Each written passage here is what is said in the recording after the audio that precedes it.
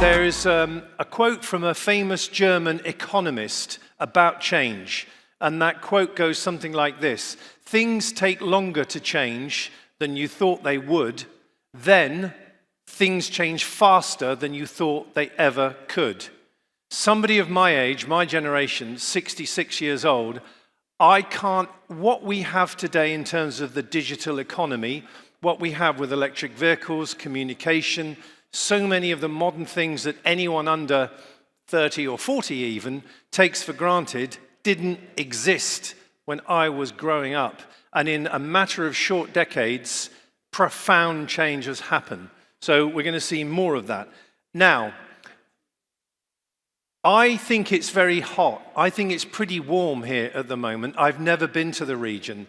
I'm told it's not that hot at the moment, but it does get quite a bit warmer.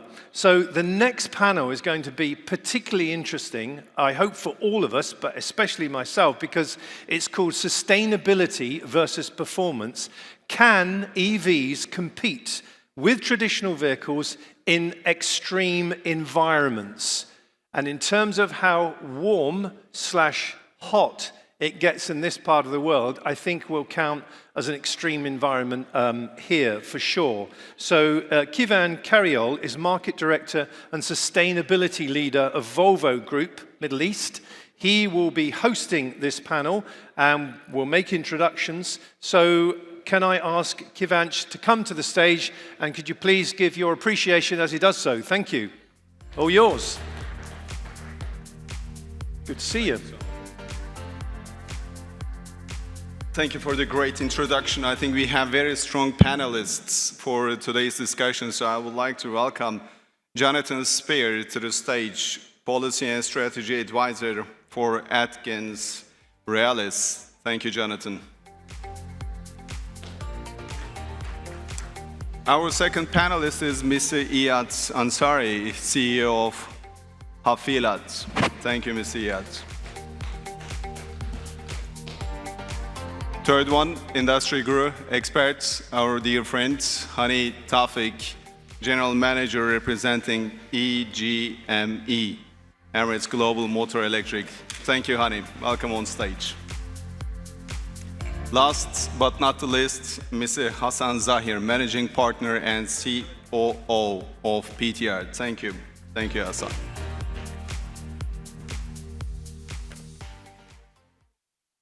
Hi. Good afternoon, gentlemen. Thank you so much for being here, our dear audience. Maybe before we start, I think the audience and everyone will appreciate if you can briefly introduce yourself and your role in the organization. Sure. So I'm Hassan Zaheer. I'm a managing partner at PTR. We are a specialized growth advisory and market intelligence firm focused on EVs and EV charging infrastructure markets, helping companies grow their business and then enabling strategic decision-making through our market data. And we work for customers around the world, and here in Abu Dhabi, we are based in Masdar City. Thank you so much. Great to have you on board, Hassan. Mr. Hany. Hany Tawfik, General Manager, EGME, part of Al Fahim Group. We work on electric commercial vehicles. Our target to electrify fleets, so we're more focused on fleets and electric commercial vehicles, hydrogen and battery electric. Thank you so much, Hany. Great to have you on board. Mr. Iyad, can we also get to know you and your organization? Thank you. Good afternoon, everyone. First of all, thanks for the opportunity, at least the opportunity to meet old colleagues for a long time, no meeting before. My name is Iyad Al-Ansari, working in a bus factory in Abu Dhabi, United Arab Emirates. 16 years old bus factory called Hafilat. We produce various vehicles, including buses and electric buses as well. Thank you. Last but not least, Jonathan. So, and thanks for the opportunity to speak this afternoon. So my name is Jonathan Spear. I'm a policy and strategy advisor with a company called AtkinsRéalis. We are an engineering and planning consultancy, and basically we design cities and we design city infrastructure. So my angle on electric vehicles is as a form of sustainable transport and basically meeting city and regional objectives. Thank you. To start with, Hany, with you. I mean, obviously, EV case is quite solid, but at the same time, we all know the fact that extreme climates, like the ones that we are living in Middle East, UAE, and the neighborhood countries, have a direct impact on the EV vehicle's performance. You are quite experienced in the electromobility journey, not only with one brand, but throughout your career with more than a couple of different multinational organizations. As per your personal experience, what is the biggest misconception about the EVs to perform in the extreme conditions, extreme climates? So I think the misconception here is that first of all, it will not perform. There will be, let's say, always a charging problem that we put all the, let's say, the challenges on the charging and the range. That's a bit of a misconception. However, when we started 3 years ago and we selected, let's say, a tough conditions where we can, let's say, go at the extreme conditions, and we found that electric vehicles, with even on the extreme summer conditions and hot climate, they are really performing. We have results and energy consumption figures which is really competitive. We have other challenges for sure, but I mean it's always it's charging, or the range, I would say, is not always the aim what we need. So when we work on commercial vehicles, we work, for example, on buses, which will have a planning before. So planning the routes, planning the operation, it's a key element versus the perception, which I need range. So we learned over the time that planning can be a solution for the range.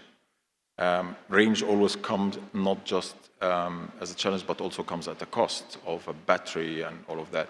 So planning is also can be utilized to reduce the energy consumption even, and the downtime in a way.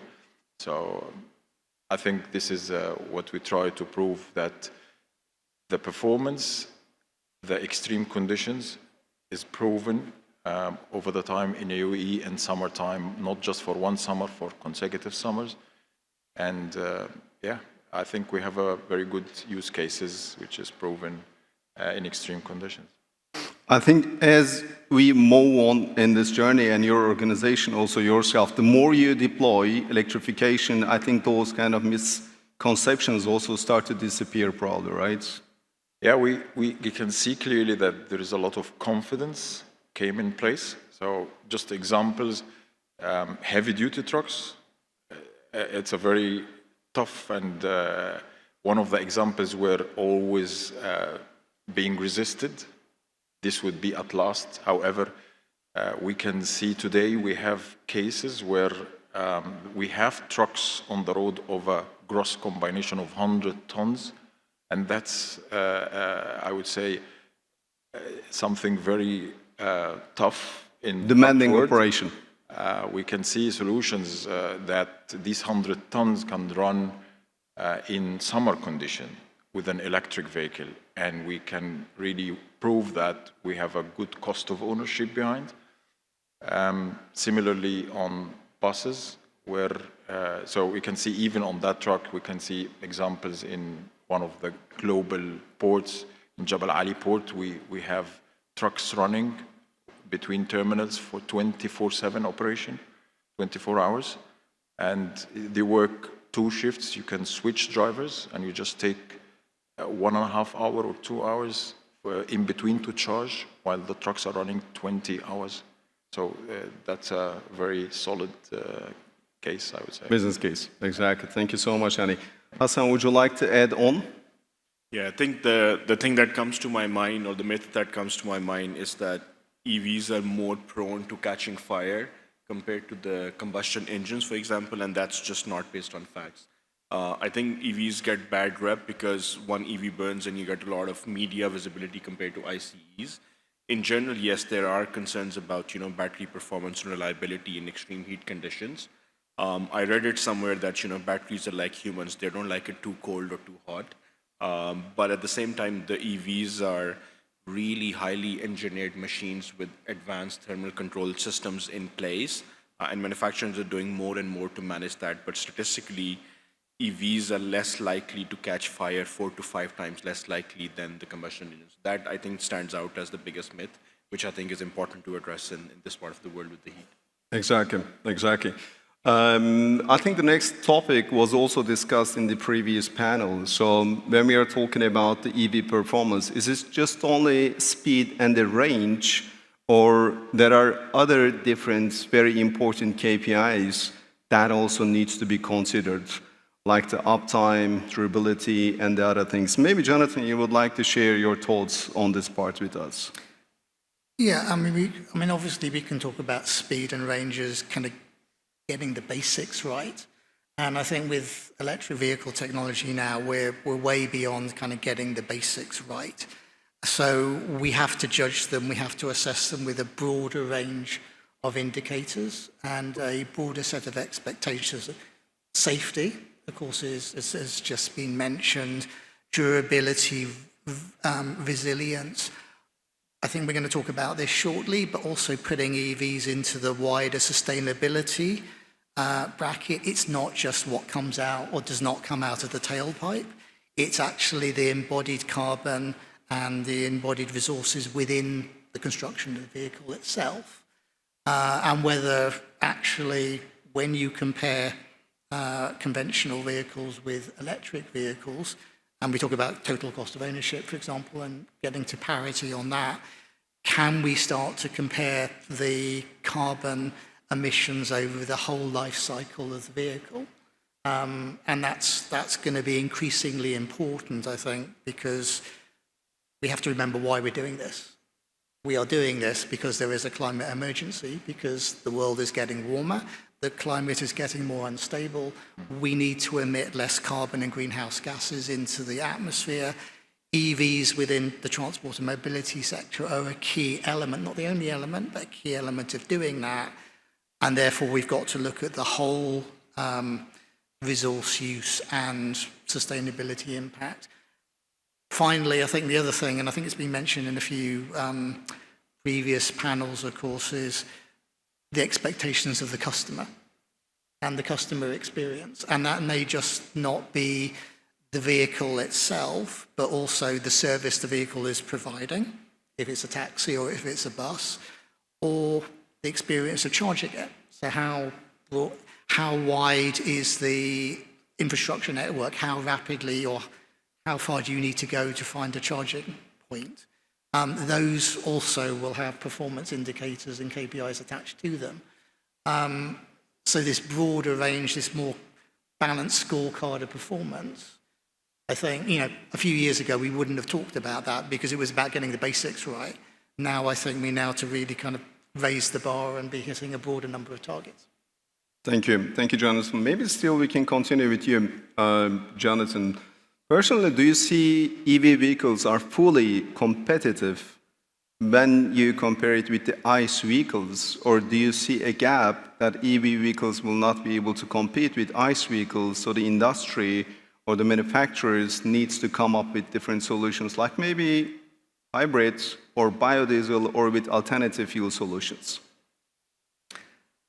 I think we can say I think it depends on the use case and the vehicle class that we're looking at. So certainly in the car and kind of light van class, I think we are very close now to parity between the performance of electric vehicles and internal combustion engine vehicles, albeit in this part of the world, there's already been remarked, the summer heat is an issue. It does draw more power for cooling, for example. We could also say the same thing. I think there was a gentleman from Norway in the previous panel. In Oslo, it gets extremely cold in the winter. So that draws power for the heating. It's not stopped Norway going for what's, I think, 98% of vehicles being purchased or cars being purchased being electric vehicles. So I think in that class we're very close to being competitive. Clearly in the larger commercial vehicles, the buses, but also particularly the longer distance coaches, the trucks, that's still in play. That technology cycle is still very much, I think, playing out. Thank you. Thank you, Jonathan. Hassan, would you like to add on? Yeah, I think EVs have made remarkable progress when it comes to standard conditions, and there are advantages, for example, low maintenance costs, better energy efficiency. But when I think about the extreme conditions, for example, extreme temperatures or heavy payloads, or when we think about off-grid environments, for example, there is definitely a performance gap, right? Which, for example, in terms of high temperatures, like the range can drop as low as 40%, for example. Same is true for cold temperatures as well, as Jonathan mentioned. So, and then when you think about off-grid environments, the lack of charging infrastructure availability is a concern as well. So I feel today, even though there is a lot of progress, like solid-state batteries, better thermal management system, there is still a performance gap for which we might need hybrid solutions in specific applications, as Jonathan mentioned as well. Eventually, though, I do believe that EVs will be sufficient enough for pretty much all of the major applications. While we are with you, maybe I can also take the opportunity to ask you, Hassan, if you have a chance to choose one big gap that you are seeing between the ICE vehicle performance and the EV, which area that you would request the industry, manufacturers, or the ecosystem to be focusing on? I think it definitely has to be the battery systems, because they dictate so much of the performance of the EVs, from the range to charging speed, for example. So I think if there is one thing that we need to address to close the gap, that would be battery storage systems. As I said, there is work which is happening. Like this morning, there was an announcement by Karayol regarding the sodium-ion batteries, for example. There is a lot of innovation happening in that space. I believe the gap would be closed, but to close that gap, I think battery would be the one thing that I would pick. Thank you, Hassan. Jonathan, Hassan believes it's a battery. Would you agree to that, or would you be picking another one? The one I would pick would be the infrastructure gap, the charging infrastructure, because that's two things. One is there is an actual gap in terms of, compared to, Norway is very well equipped, the UK is very well equipped. Here in the UAE, I think it's probably a curve that needs to be moved up fairly rapidly, particularly as the number of EVs in the UAE is now growing quite significantly. So there is, I think, an infrastructure deficit, which may get worse over time unless there is kind of firm investment to deal with it. But it's not just the actual gap, it's the perceived gap. So if people do not feel that there is slow or rapid charging available for the use they want to put the vehicle, that's going to put them off buying it or using it in the first place. So I think there's an actual and a perceived, and the infrastructure gap, I think, is the key thing that, that's the last bit of the jigsaw that really needs to be nailed. Thank you. If you would like to make a very quick pulse check, I think most of us can believe that EV can outperform ICE vehicles, not in the extreme temperatures or in the extreme harsh conditions, but if I need to check on you, Hassan and Jonathan, or maybe Hany, you also would like to share your comments on that part. So do we believe that EV vehicles can outperform ICE vehicles in the harsh, extreme conditions? I believe so. I believe EV's performance is getting developed very fast. Since we started, and then nowadays the progress is very fast. But we can see in extreme conditions and operations where we never expected EV would survive. We run even on aggregate transport, for example, site vehicle. So like the previous panel was also talking about construction equipment. These are very tough operations, sand, humidity, weather, temperatures. But it's proven there are challenges, but performance-wise, they are energy efficient, and this is sustainability basically. So when we say sustainability, we need to be energy efficient. We consume less for doing the same job. And this is where the EV would really outperform ICE vehicles. Very good. Jonathan, what would you say? So in relation to, just repeat the question. Just a pulse check. Do you believe that EV vehicles can outperform ICE vehicles in the harsh extreme conditions? Yes. Good. And I think it's just a question of time. It's a question of chemistry, a question of physics. It will happen, but I will also add, and again, as was mentioned in the couple of the previous panels, we talk about connected and autonomous coming in the future. The path to connected autonomous comes through electric. You cannot automate a vehicle that is powered by an internal combustion engine. You can, but what's the point? So in order to get to some of the other vehicle functionality that people are very excited about and will deliver better safety, better network management, better user benefits, all of these other things, electric actually is a key stepping stone to get to those other things. Very good. Mr. Iyad, you and your organization are doing something very important, not only for this country, but also for the entire region. When you're producing a product, a vehicle, in the local markets, what kind of advantages or disadvantages you have compared to global OEMs? A bit of hearing difficulties. We don't have a speaker against us, so if you can just repeat the question, please. Sorry. I was saying locally producing is very, very important, not only for this country, but also for the entire region. What kind of advantages or disadvantages you see compared to global OEMs? Advantages are really clear. We build and customize the product to the local market and local requirement. We also build the public transit vehicles to the specification of the various government departments. So they have their own requirements, their own standards, and their own, if you like, operation procedures. So doing it locally brings that value. However, the industry in general, or the manufacturing, the automotive manufacturing in general, is an ecosystem. It has to also integrate with all the other aspects that you would need in order to make this industry successful. Probably start, in my opinion, before the product, start with the regulation, with the direction, with the culture, with the needs.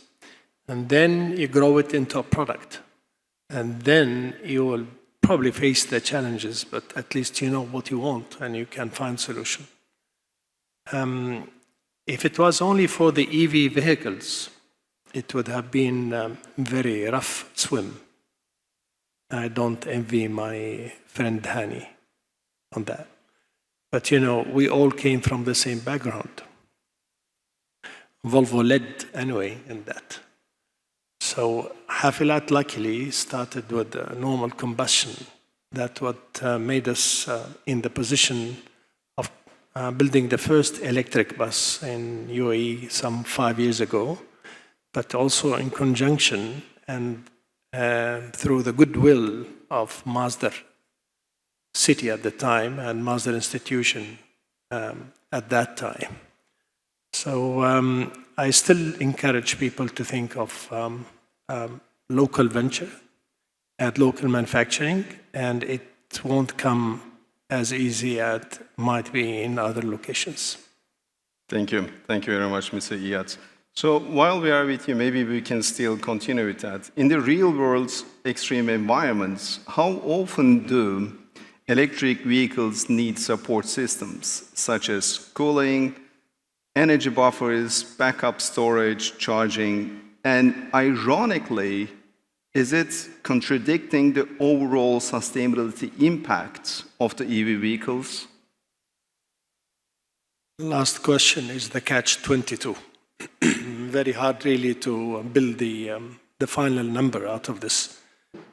But the challenges in order to run on, if you like, electric driveline require actually extra hidden infrastructures. And also it does require from time to time to have a specific product that will suit. I remember the first EV as a bus used probably 10 years ago. It failed in the summer because it was air-cooled batteries. So actually we jumped, all of us, to the liquid-cooled batteries to resolve this. Issues related to the sequential shutdown when you have a failure on your powertrain and how you organize that in a way that makes sense. The requirement, in my opinion, is again an integrated, complete system that you need to think about it holistically and to provide a solution, not a vehicle. Thank you. Thank you. Hany, I would like to get your view on two aspects, vehicle and the charging infrastructure.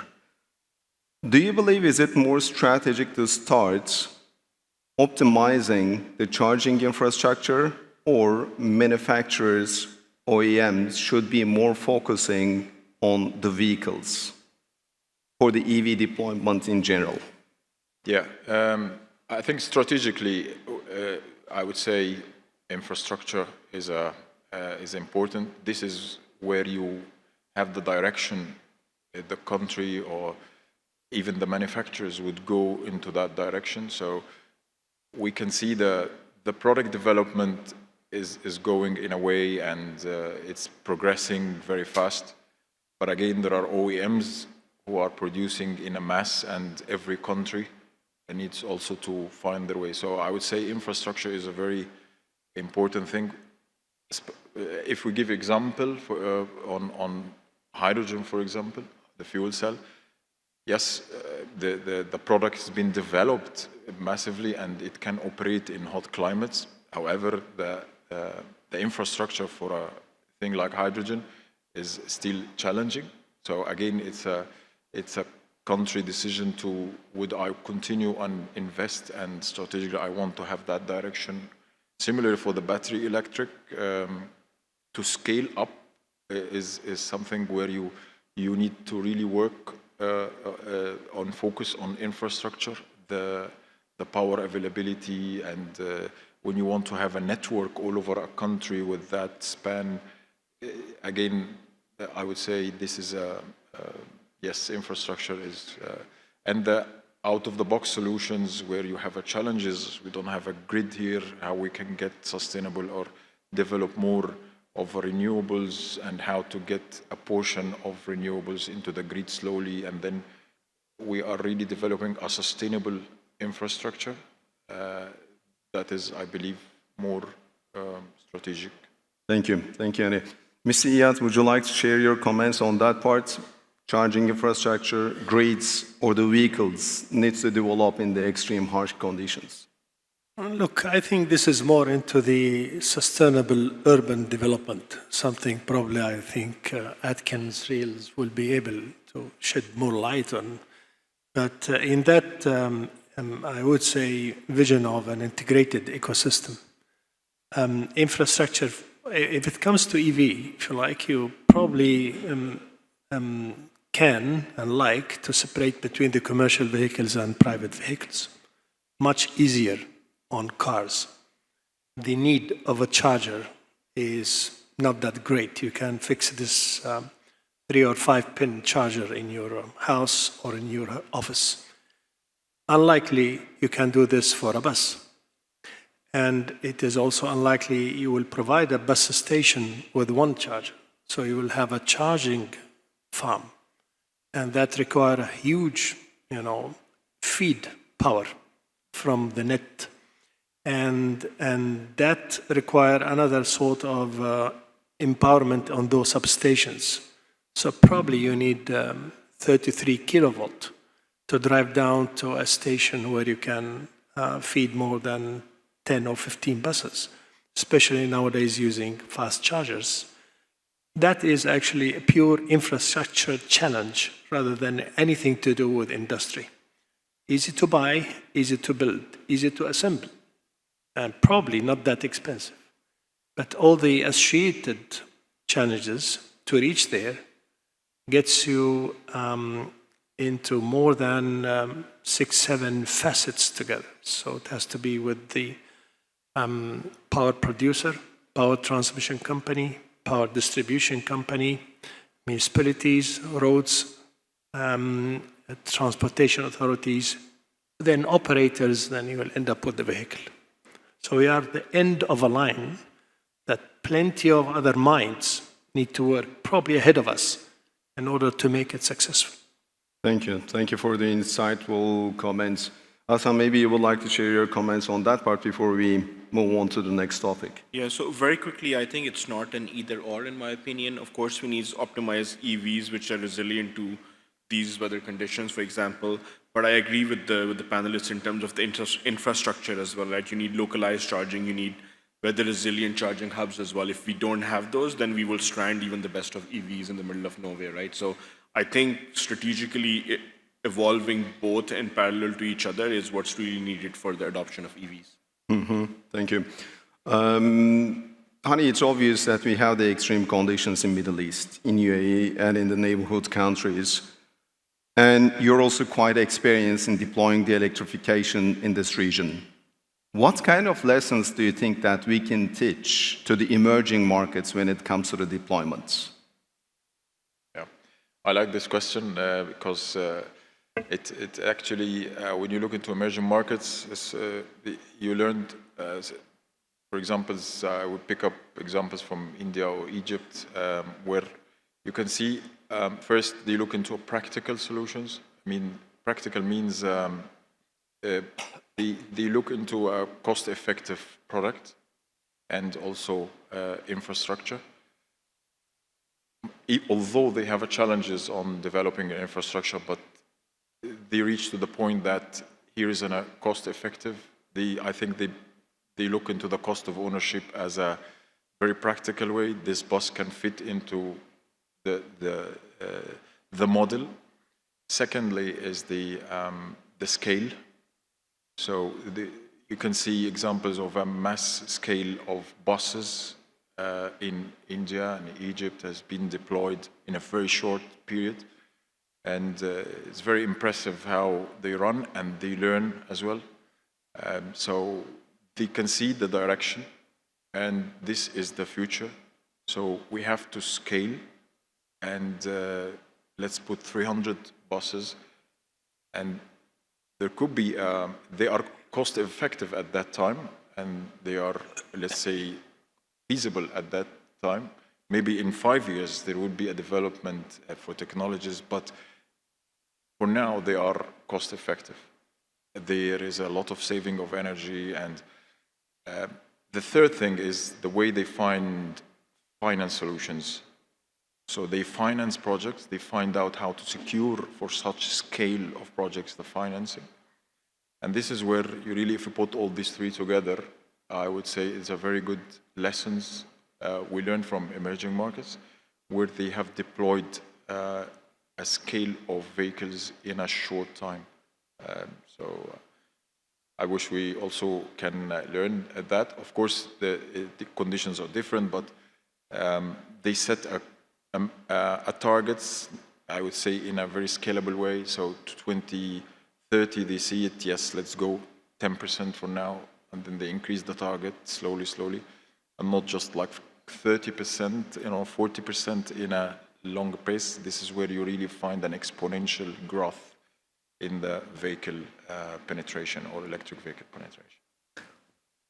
I think we already started to talk about the future. How do you think the situation will look like after 10 years from today? Do you think that we will be still having similar discussions between ICE vehicles and EVs? I know it's a tough question, but what do you see after 10 years, we will be discussing about a comparison between ICE and EV. Or maybe we're not going to be talking about any ICE. What do you think on this? I think the discussion will be more into not on ICE and EV. It's going to be what EV is more efficient. I think the more we grow is how can we try from time to time is to develop how efficient the electric vehicle. End of the day, any fleet who run an EV, the return from the EV is from the energy consumption and maintenance costs. So this is how you speed up your return on investment. So the discussion, I would say, will be this vehicle is able to perform or to consume energy in much efficient way. How can we improve the efficiency? How can we play on this fine-tuning to, let's say, make more return on our investment or in a quicker time? I believe this would be the discussion.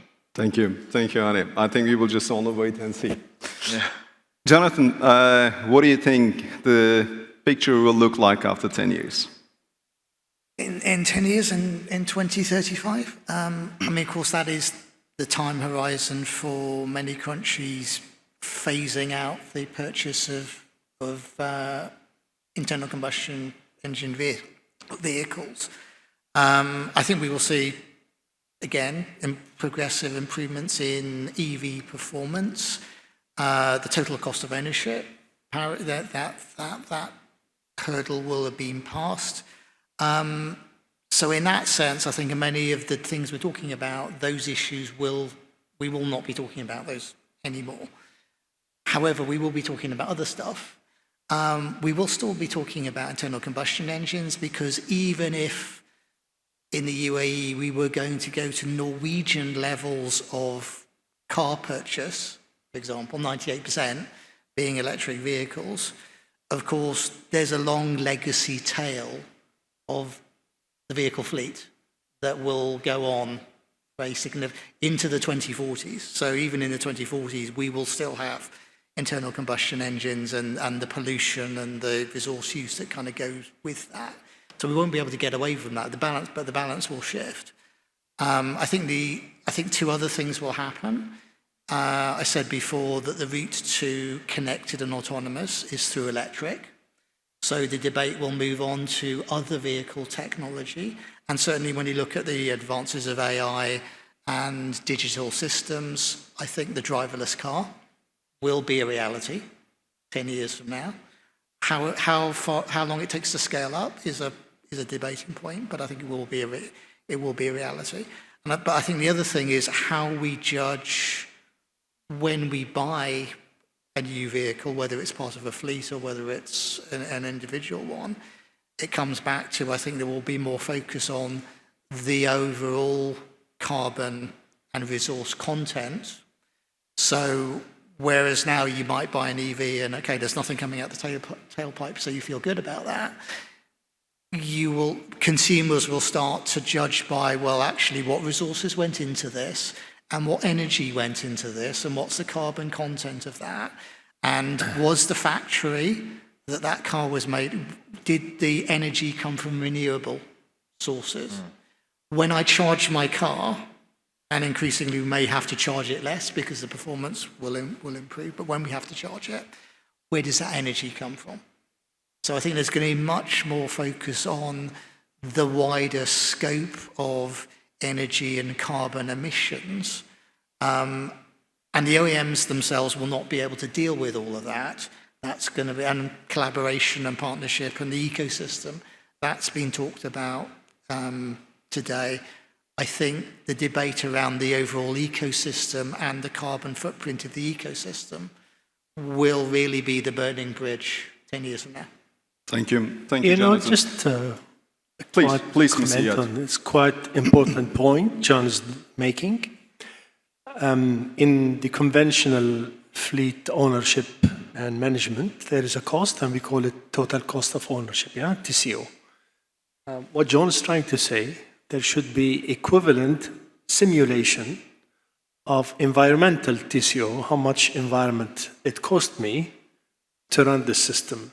So you start from the source and you end with the recycling of those batteries, or when it comes to more than electric source of energy, this TCO has to be again recalculated. Some of the results may be surprising. Definitely. So we should not only look from one dimension when we calculate the TCO. Actually, we should look from a very holistic view, 360 angle. Thank you so much. Before we turn our face to the audience to see if we have any questions, maybe Hassan, to summarize, wrap up, if you have any reflections or final comments. I think just one last thing which I feel generally gets ignored when we talk about the infrastructure required for EVs, and that is power grid. And I believe that in addition to investment in infrastructure, the policymaker should also focus a lot on investments in transmission and distribution grid, which is required to then power this infrastructure. I think that needs to be the center of the discussions as well. One point I wanted to highlight. Thank you. Thank you so much, Hassan. Hany, do you have any final words?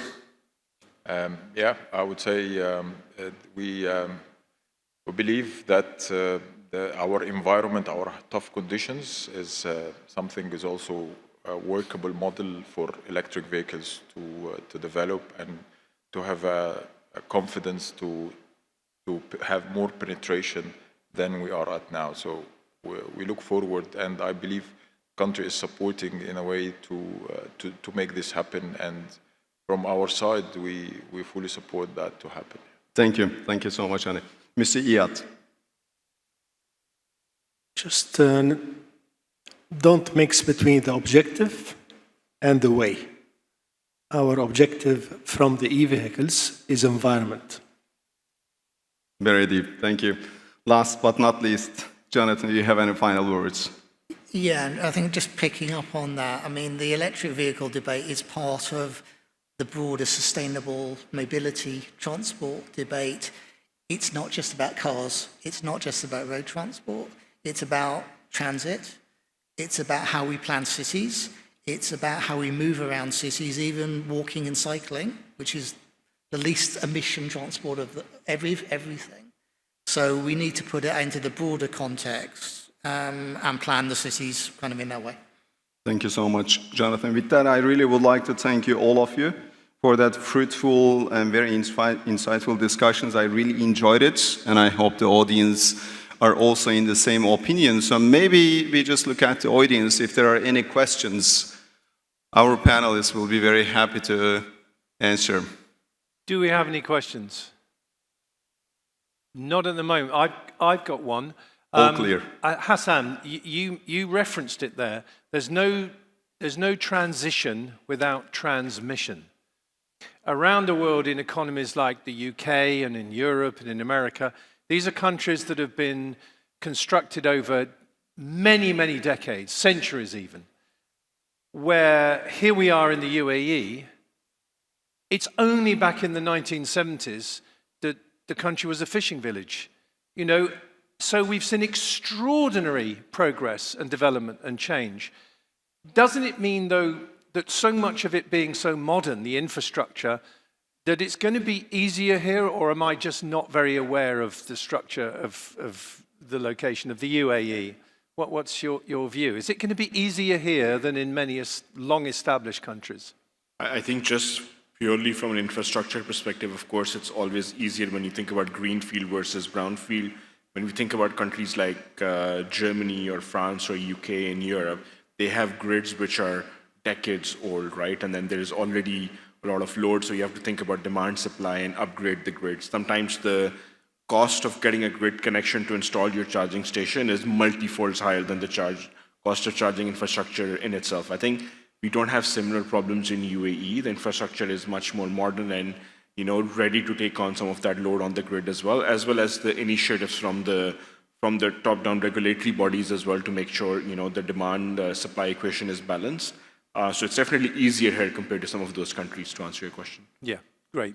And like I said, I've only come here for the first time, so a lot of this is all very new to me. Thank you for informing me and giving me and the audience that good detail on where we are. And I'm with you, Jonathan. We are going to see connected electric autonomous vehicles. And without looking at you and being too personal, both of us are of a certain age where within the next couple of decades, if we're lucky to still be around, it might be difficult to get to drive ourselves, but if the robot can drive us, then we don't have to rely on our kids, and we can go and still, make our trouble and go shopping and do all these other things. So I think the necessity is the mother of invention. With an aging population, Jonathan and myself, and lots of others, that's where I think we're going to see the autonomous vehicle proposition, but time will tell.